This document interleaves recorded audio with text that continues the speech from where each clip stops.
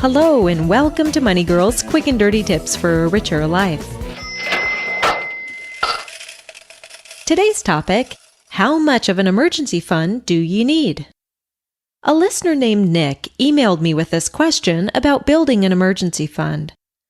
I've often heard that, as a rule of thumb, you should have enough money in savings to live for 3 months. I don't have this now. Does it make sense for me to spend a few months building up my savings account while making minimum payments on debt so that I have some reserves? Thanks for the question, Nick. So how much of an emergency fund does a person need, and should you save up an emergency fund before paying off debt? Everyone needs an emergency fund.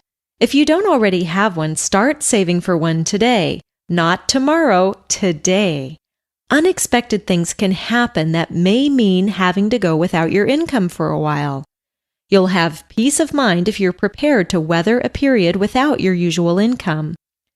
Financial planners typically recommend creating an emergency fund equal to 3 to 6 months of living expenses. How much of an emergency fund you need depends on your specific situation. If you work in a thriving field where jobs are plentiful and easy to come by, you may feel comfortable with just 3 months of living expenses as your emergency fund. But if jobs in your field are few and far between, you might want a bigger emergency fund that you could tap into for, say, a year if you were ever to find yourself out of a job. To figure out your emergency fund amount, add up your living expenses for a typical month. Then multiply that number by the number of months' worth of emergency fund you'd like to have. That's the amount you'll want to save up. And if you have debt, should you pay it off before you save up your emergency fund?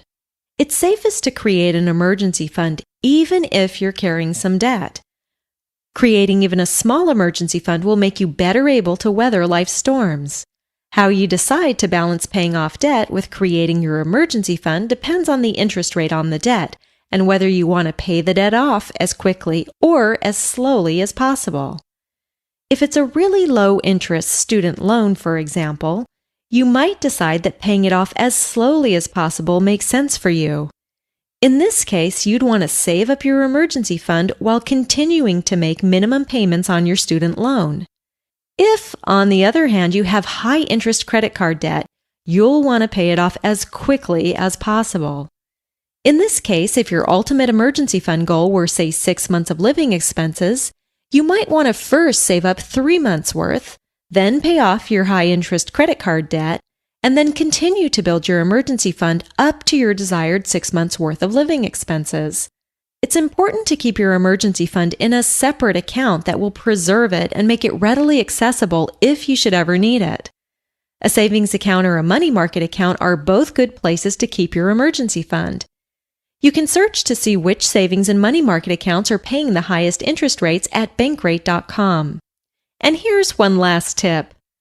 Always resist the temptation to dip into your emergency fund for things that are not true emergencies.